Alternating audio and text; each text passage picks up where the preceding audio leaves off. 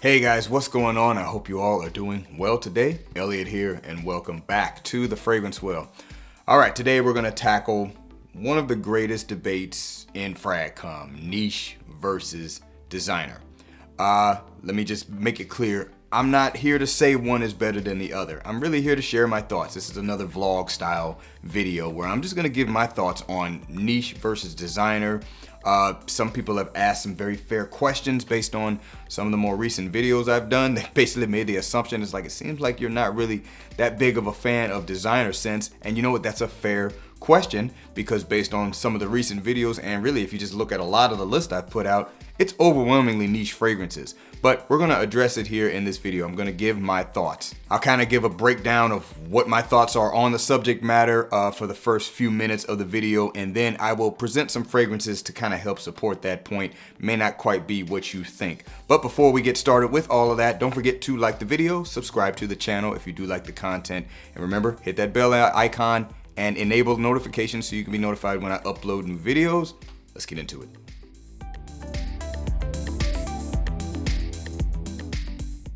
Alright guys, so niche versus designer. We already know there's a lot of viewpoints on this subject matter. I'm not even going to get into them. I don't really care what people generally say. I'm only going to focus on what I have to say about it. So first off, I have said this in other videos before as well. In my mind, niche versus designer is more so of the type of business model you have, more so than what the scent actually is, whether it's higher quality or not. I don't take that into consideration when I look at niche versus designer. A niche fragrance brand, their main focus is their fragrances. That's what they're trying to sell to make money. That is the focal point of their business model. While a designer, fragrances is a part of the business model. It's probably not even the top part of the business model. It's just something, it's a sector that they have within the construct of their company. To me, that is the biggest difference. That is why there is even a reason to differentiate between the two. I know some people don't necessarily agree with that, but that's how I approach it, so that's how I'm going to talk about it. So on this channel, that's how it's being referred to. If you disagree, then you disagree, and that's fine. Now, let's get the kind of the biggest question out of the way. Do I dislike designers? Well, let me answer that question mathematically rather than just telling you yes or no. I looked into my cabinet this morning, I counted all of my designer fragrances, and I left out the ones I said I would get rid of in the last video. Guess what? They make up 40 to 45% of my collection. And these are ones I'm not getting rid of. I have no intention of getting rid of. And many of them I really, really do like. I think it's fair to say I do not dislike designer fragrances. But here's what I will say. Do I think niche fragrances overall have more to offer from a spectrum perspective than designer fragrances? Yes, I think they do. Here's the thing you gotta remember about designers. I separate them into affordable designer and not affordable designer. For me, the metric is anything under $200 is considered affordable designer. Within the constructs of the community, that's pretty much what people are talking about or thinking about when you're talking about designer fragrances. Just to name a few, name the most popular ones. Dior Sauvage, Bleu de Chanel. Those fragrances, they may not necessarily be cheap, because even on discounters, you can't always really find them for a cheap price, but they're well under $200. And also, these fragrances, you could say, are kind of meant to appeal to as many people as humanly possible. That's what affordable designer, for the most part, in my mind, is trying to do. They're trying to appeal to as many people as possible, which is not an easy thing to do. But in general, these fragrances tend to be very likable. They tend to be very wearable. They tend to be many of them can be used in a variety of situations. They can be easy grab and goes. While that's certainly not the case for all of them, that you tend to find that a lot easier within that realm of fragrances, in my opinion. But then there's this thought process that niche is just trying to only put out stuff that's weird and crazy or super high quality. There's this thought that it should last longer because they cost more. And when you really get into the world of niche fragrances, you will find that it's just not that simple. First of all, there are niche fragrances that cost less than designer fragrances. A lot of them. There are niche fragrances that very much have fragrances that can appeal to the masses, so to speak, but they may also just have more offerings that are a little bit more specific. And I think there's one thing you need to kind of understand about me. I have the benefit of being able to go to stores near in my area and I can pretty much experience just about every designer fragrance that's talked about in the community, as well as just about every popular niche fragrance that's talked about in the community, and ones that I bet you a lot of you have never even heard of, some I'm not even familiar with. Here, I'll give you an example. I'm gonna pull up my local niche perfumery. I'm just gonna name some of the brands that, while they may not all have everything, I can get my nose on just at the niche perfumery. Andy Tower, Andrea Mack, Arquiste, Atelier des Ors, BDK, Clive Christian, Dusita, Aiden Bob, Electinus, Floricool, État Libre d'Orange, Histoire de Parfums, Frappant, Imaginary Authors, Jeroboam Javoy, Juicebox, Cajal, Liquid Imaginaires. They've had them for months. I haven't even smelled any of their stuff yet. Malbrum, Marc-Antoine Barral, Memo Paris, Mini Tarosa, Mask Milano, Milano Fragranzi, Nasamato, Ormonge. Do you want me to keep going on? Most people don't have the ability to even smell a fraction of these without having to get samples. So I am very fortunate in that respect. I can go get my nose on a lot of stuff. And you know what that basically allows me to do? It allows me to have a better understanding of what the world of niche actually is. And let me tell you, it's not what a lot of people think it is. It's not, oh, it's niche, therefore it's just gonna last longer. It's not niche, therefore it's just automatically gonna be higher quality. Man, some of them niche fragrances, man, I don't think warrant the price at all. But here's what it does do. If you're someone like me who cares about quality of fragrances, but also just the fragrance experience as a whole, what the fragrance can do to your senses and where it can take you, where it can remind you of.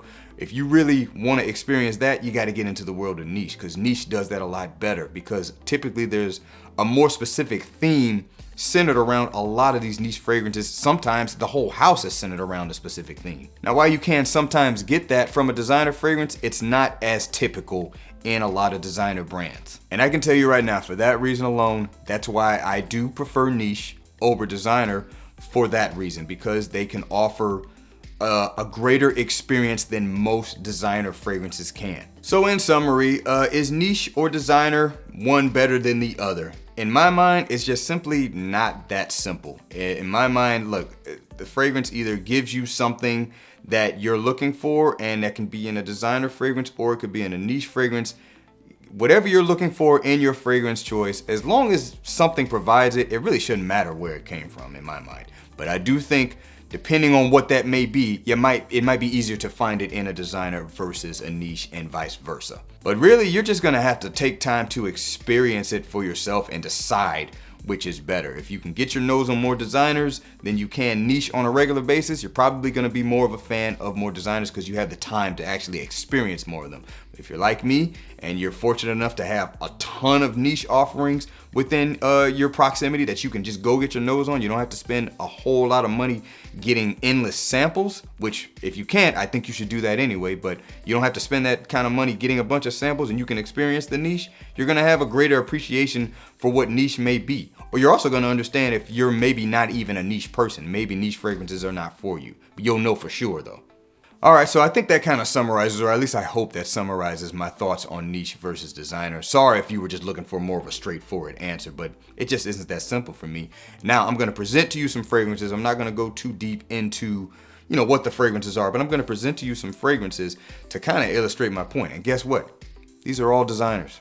Yeah, they're all designer fragrances. I said it, I like niche fragrances more, but I have nothing but designer fragrances on this video.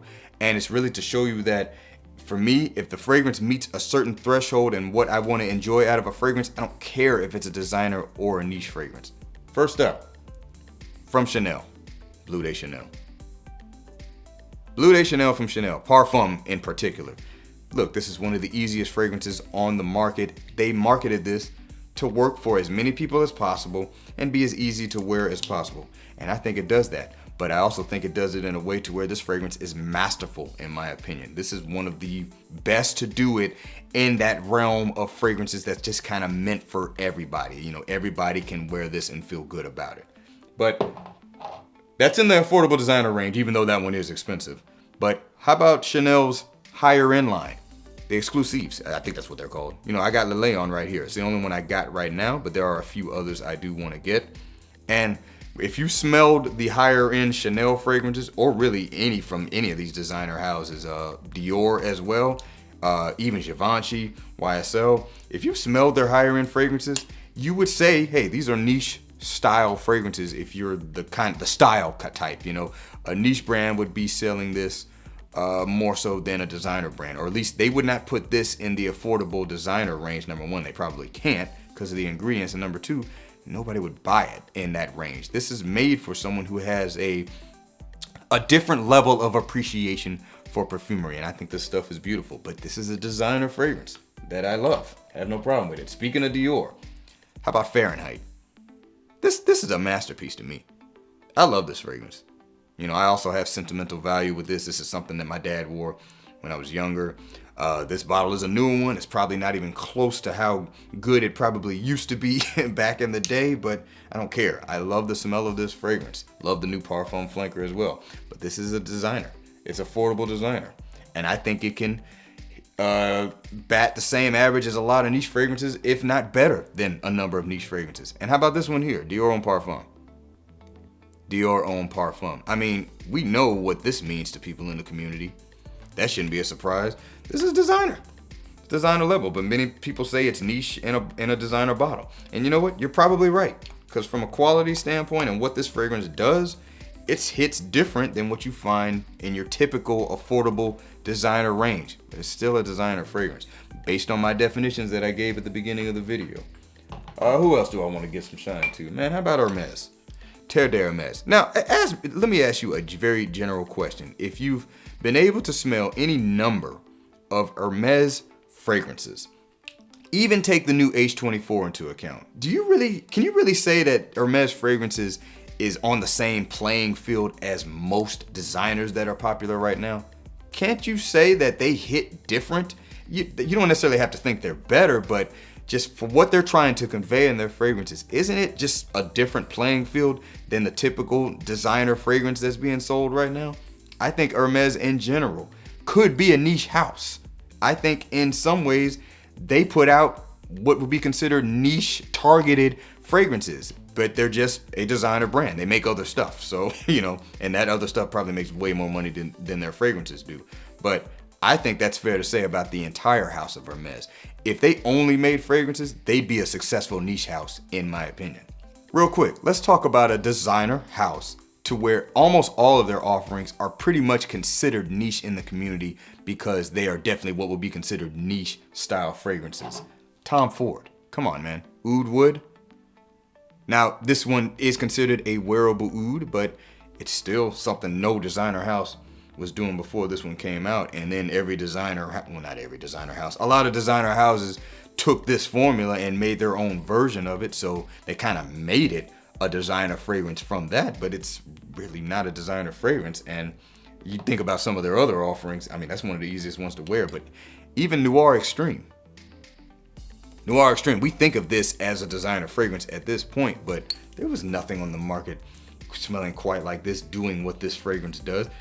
Still aren't that many. This one's still very unique in my opinion. And yeah, they have it in their, what is it, signature line? Is that what it's called? Was this ever in the private blend line? Somebody let me know. I don't think this one was. I might be wrong. I don't know the full history of the Tom Ford fragrances between the private blend and the signature line. But point being is, this stuff hits different than most designer fragrances. The cost kind of reflects that.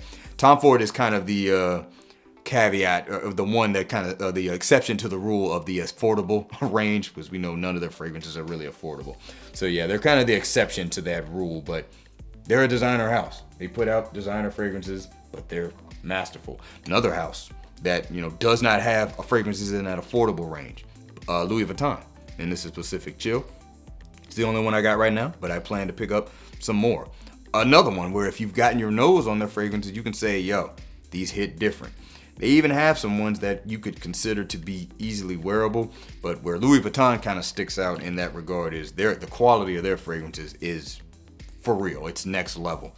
Even though La Mansate is kind of the one that's kind of the easy wear one, but even that one from a quality standpoint stands out from similar affordable designer fragrances like it. This one I think is masterful. I consider it the best summer release of last year from a designer house, if not overall. Maybe even be overall just based on my collection. But Louis Vuitton, it's a designer house, but they have some masterful stuff. How about this one here? This is affordable designer at its core. Prada L'Homme Intense. I think this bats with niche fragrances. Honestly, in my opinion. Is it better than a lot of them, particularly on the iris front? Not necessarily, but I would not put this on the same playing field as most designer fragrances. That goes for the original L'Homme too. I think they hit differently in my opinion, but this one a little bit more so because it kind of has that leatheriness to it. But Prada L'Homme Intense, I think this fragrance here sits above a lot of the typical designer fragrances. I hold it in a higher regard, but this is an affordable designer fragrance, even though it's discontinued, but you can still find it. It's not impossible to find. And how about this? These, in my opinion, are the best affordable, cheap fragrances in terms of what you can get at discounters on the market. John Varvatos has some of the best. Vintage, I think, is amazing. I think Vintage is outstanding. When I smell it, I'm like, yo, quality of what's in here for what you can get it for. Some masterful perfumery with this fragrance, as well as Artisan Pure. One of the best summer fragrances I think you can get on the market, honestly. I mean, yeah, I have something that I do consider to be a higher, excuse me, I have something that I do consider to be a higher quality than this, but I still want to keep this one around because it does things a little bit differently than this one does. But man, I mean, the fact that you can get this for, I don't know, 30, 40 bucks, someone let me know if the price has probably gone up on it, but you can get these for next to nothing. Even at the discount, the regular retail stores, they're what, 100 something bucks at best. So even that, I'm like, those fragrances I think bat higher than the average designer fragrance. So for me, it's about the quality of the scent and also what the scent experience gives you. And all of these check those boxes. And these are all designer fragrances, and not all of them are expensive designer fragrances. They're not their exclusive line, so to speak. Some of them are, some of them that's all they got. But I hope that kind of helps summarize what my feelings are on niche versus designer. And, these fragrance examples, I think kind of, help illustrate that point that it's not just simply because it's niche, that's all I want. I got designer fragrances that I absolutely love in my collection, and many of these rank higher than a lot of the niche fragrances I have. So it's just not that simple for me, but I hope that kind of summarizes it and answers your questions in regard to that. Please let me know down in the comments below if you have some other questions regarding it. I'll try to answer them as long as you're not trying to be snarky or trolly. And also just leave your thoughts down below. What are your thoughts on the designer versus niche debate conversation in FragCom? I'm curious to see what you guys have to say about it. I appreciate you guys watching all the way until the end. Remember to be well and smell well. And I will see you in the next episode of The Fragrance Well. Have a good one.